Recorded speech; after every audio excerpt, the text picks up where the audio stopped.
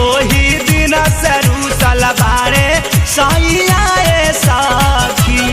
ओदन गलतिया नेरे में तनी सा करवट फेरे में लागल रतिया के हुनी से भैया सखी।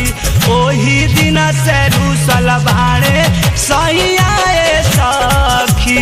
ओही दिन से रूसल बाड़े सैया सखी।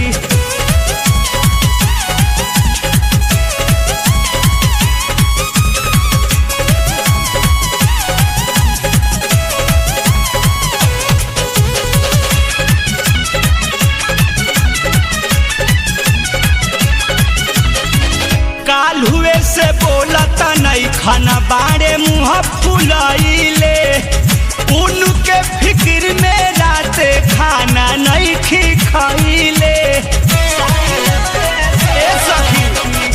काल हुए से बोलत नहीं खाना बाड़े मुँह फुलाइले उनके फिक्र राते खाना नहीं खाइले। मन करी जाई अपना गैया सखी। ओही दिन से रूसल बाड़े सैया सखी। ओही दिन से रूसल बाड़े सैया सखी।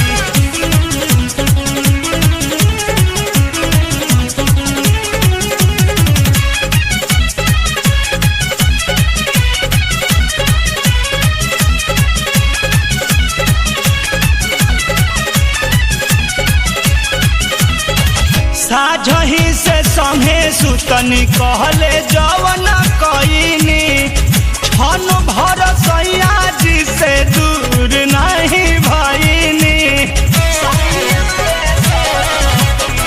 साझही से संगे सुतनी कहले जवन कईनी छन भर सैया जी से दूर नहीं भईनी। हार गईनी के सब पाइया सखी। ओही दिन से रूसल बाड़े सैया सखी। ओही दिन से रूसल बाड़े सैया सखी।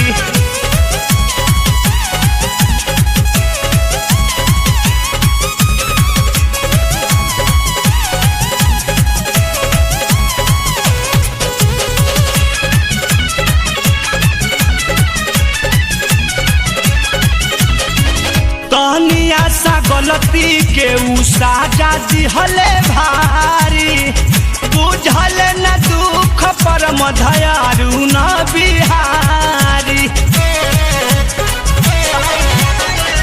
तनिया सा गलती के उ साजा दिहले भारी बुझल न दुख मरयारू न बिहारी।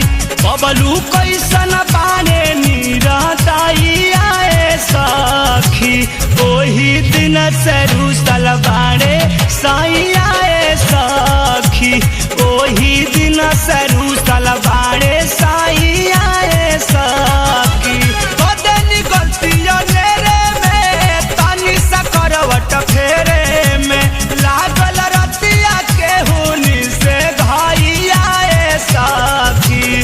ओही दिन से रूसल बाड़े सैया सखी। ओही दिन से